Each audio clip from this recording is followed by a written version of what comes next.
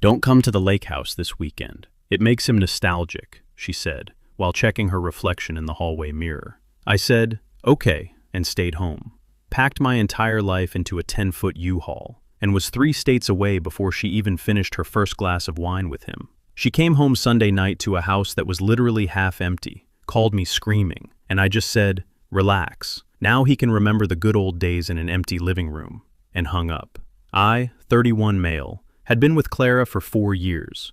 We bought a charming little fixer-upper in the suburbs of Atlanta, spent every weekend for 2 years sanding floors and painting trim, and I truly believed we were building a forever. That Thursday afternoon, I was loading the cooler for our annual trip to her family's cabin. Clara was standing by the mirror, adjusting her sun hat, when she dropped the bomb. Don't come to the lake house this weekend. It makes him nostalgic. I stopped mid-motion, holding a pack of steaks. Him? Ethan, she said, her voice light, like she was talking about the weather. He's going through a rough divorce, and he asked if he could join the group this year. He said seeing me with you, it just makes him sad for what we used to have. It makes him too nostalgic. So, I told him you wouldn't mind sitting this one out. Ethan, the high school sweetheart, the guy who had moved to Seattle a decade ago and was suddenly back in town, finding himself. I looked at her, really looked at her. You're asking me to skip our tradition, in a house I helped pay the property taxes on, because your ex-boyfriend is feeling a little sad. She rolled her eyes. The kind of eye roll people use when they think you're being incredibly dramatic. It's just one weekend, Liam. Don't make it weird. Besides, you always complain about the mosquitoes anyway. I felt something inside me just snap. It wasn't a loud break. It was quiet, like a single thread finally giving way under too much tension. I said, okay. She smiled, a quick, satisfied little grin, kissed my cheek, and grabbed her keys. You're the best. There's leftovers in the fridge. I'll see you Sunday night. The door clicked shut. I heard her car pull out of the gravel driveway. I stood in the kitchen for exactly 60 seconds. Then, I started the disassembly. 4 years of a life. And it turns out, I could pack the important parts of myself in under 6 hours. I started with the bedroom. Every shirt, every pair of boots, every single book I'd ever bought. I took the high-end espresso machine I'd paid for last Christmas. I took the framed map of the world we'd used to track our travels. I even took the light bulbs I'd replaced with those expensive smart LEDs. By 10 p.m., I had a 10-foot truck idling in the driveway. I didn't leave a note. Notes are for people who want to be found. I just left the keys on the granite countertop, right next to the half-empty bottle of expensive wine she'd left behind. At 4 a.m., I was crossing the state line into North Carolina. Clara didn't realize that for the last 6 months, I'd been the one holding the foundation together. I was the one paying the mortgage while her freelance photography business found its wings. I was the one who handled the plumbing leaks and the yard work, while she spent hours on the phone supporting Ethan through his crisis. The first red flag should have been the accidental dinner. 3 months ago, I walked into our favorite Italian spot to pick up a takeout order, and there they were, tucked into a corner booth. It's just a catch-up dinner, Liam, she'd laughed when I saw them. Ethan needed someone to talk to who actually knows him. You're so secure, I didn't think I needed to mention it. I had played the part of the secure boyfriend. I'd smiled, shook Ethan's hand, and told myself that trust was the bedrock of a real relationship. But trust isn't a blank check. Over the next few weeks, Ethan was everywhere. He was the +1 to her friend's gallery opening because I had to work late. He was the one who helped her pick out new curtains because he has an eye for color. Every time I brought it up, Clara would sigh. Liam, you're being so possessive. Ethan is family. He's hurting. Why can't you just be the bigger person? I had been the bigger person for 90 days. But being the bigger person usually just means you're the one getting stepped on. As I drove through the dark, quiet stretches of the interstate, I realized I'd been disappearing for months. I'd been shrinking my needs, my presence, and my voice to make room for a ghost from her past. Well, ghosts belong in empty houses. I reached my brother's place in Charlotte just as the sun was starting to peek over the horizon. He didn't ask questions. He just saw the U-Haul, saw my face, and opened the door. Is it over? He asked. No, I said, leaning against the truck. It's just settled. I spent Saturday sleeping. A deep, heavy sleep that felt like I was finally catching up on years of exhaustion. Sunday night was when the storm hit.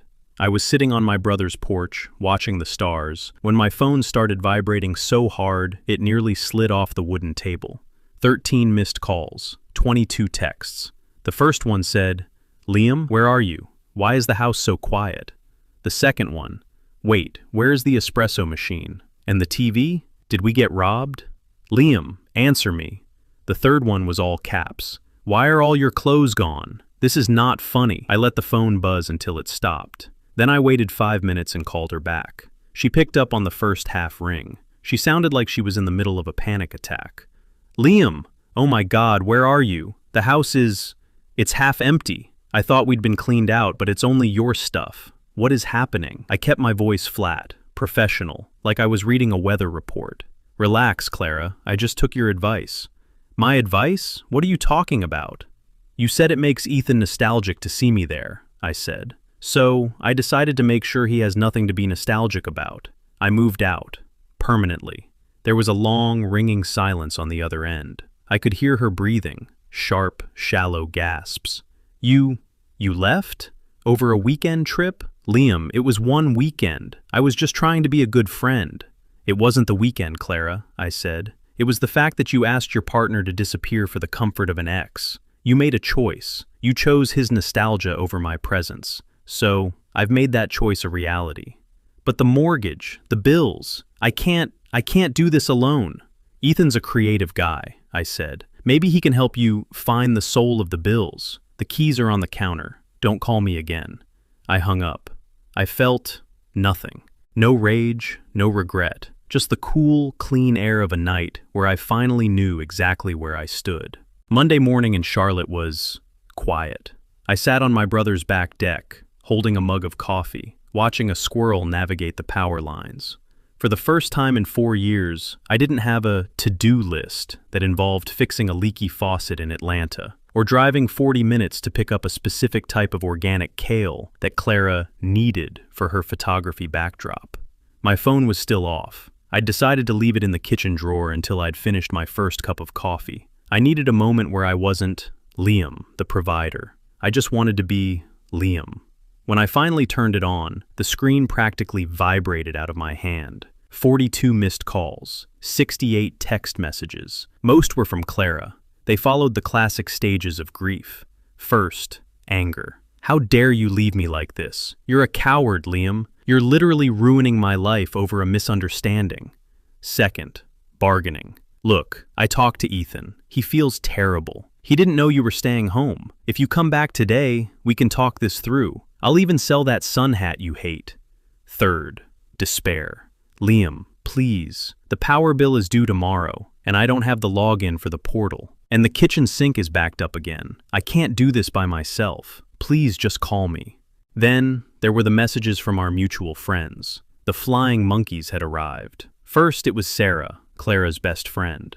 "Liam, I'm so disappointed in you. Kicking a woman when she's down? Leaving her with a mortgage and a broken sink because you're jealous of a high school friend? That is so toxic." I didn't reply to Sarah. Instead, I sent her a screenshot of the text Clara had sent me on Thursday, the one where she told me to stay home because I made Ethan nostalgic. I added a short note. She didn't skip a beat asking me to disappear for him. Now, I've made that permanent. Enjoy the nostalgia, Sarah.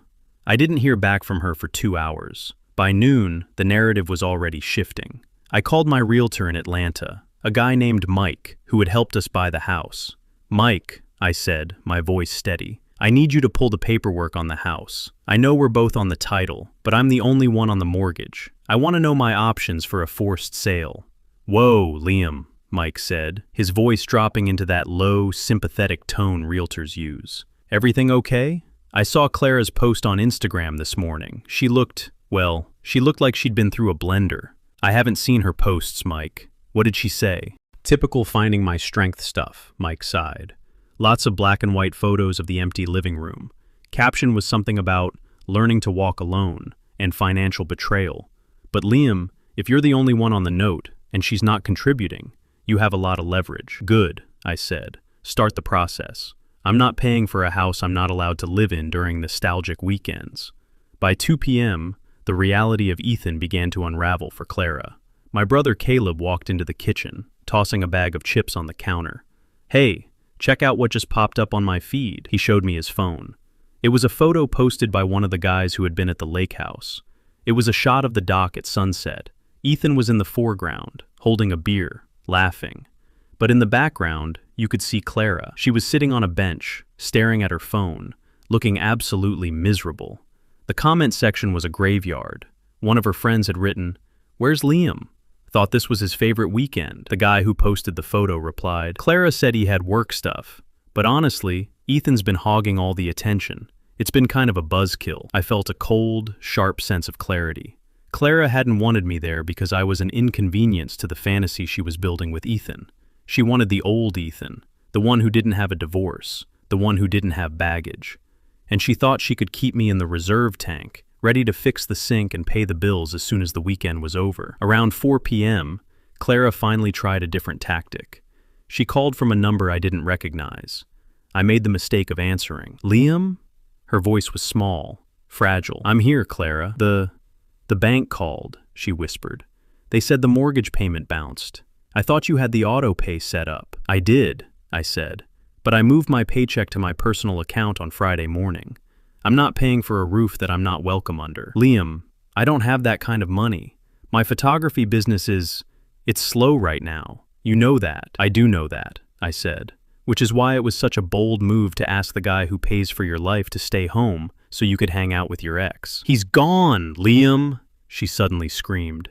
The fragility was gone, replaced by a raw, jagged desperation. "Ethan left this morning. He said the vibe was too heavy. He said he didn't realize that me and you that we were having issues. He didn't even help me pack up the cooler." I almost laughed. Of course he didn't. Ethan was a tourist in her life.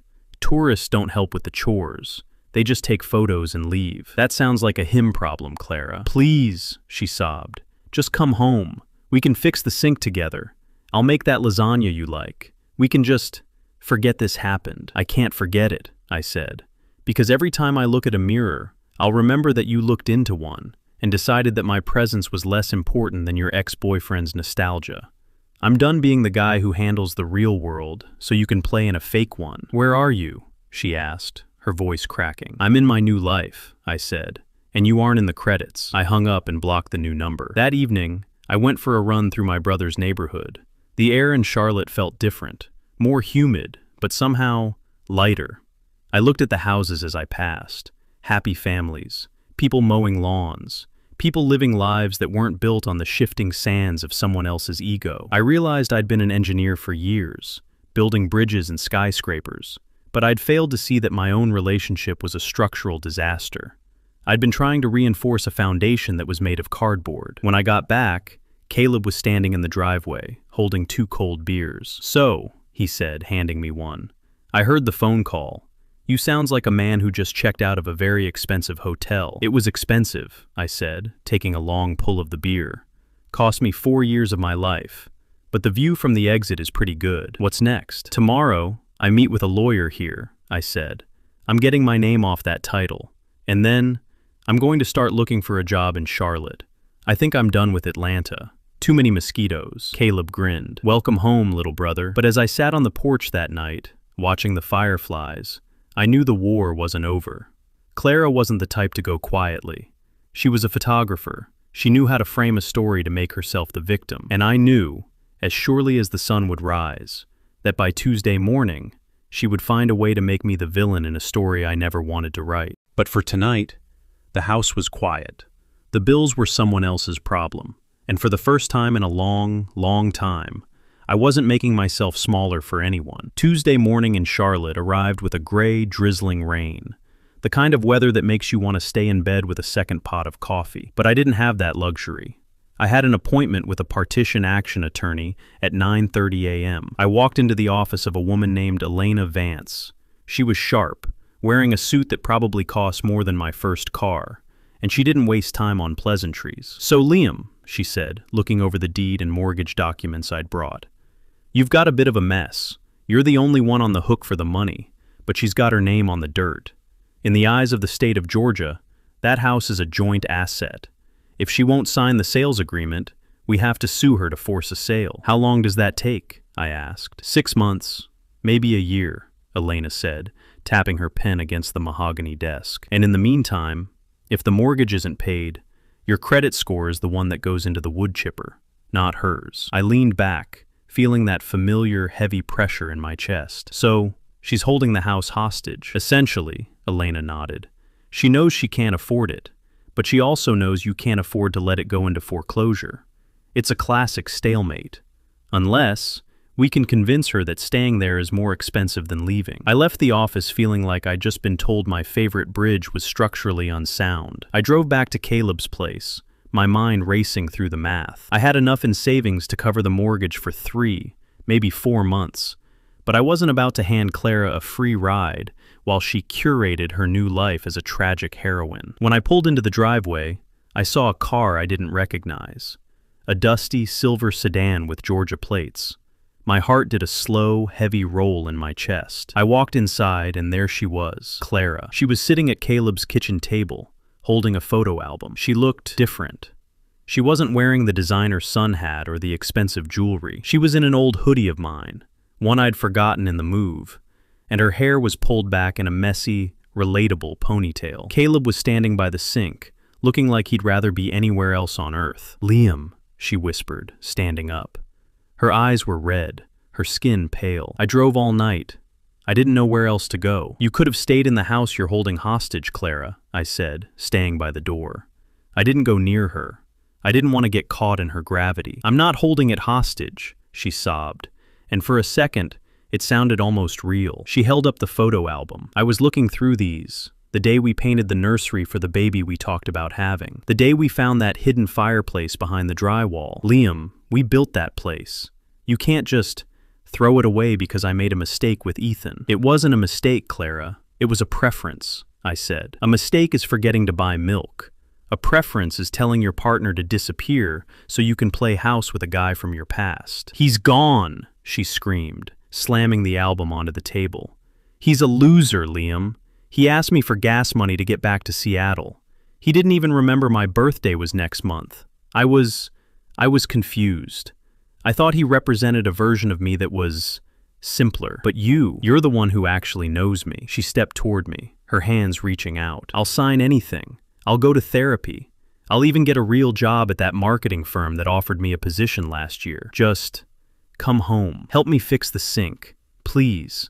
It's leaking into the basement and I don't know how to shut off the main valve." I looked at her, and for the first time in 4 years, I didn't see the woman I loved. I saw a project.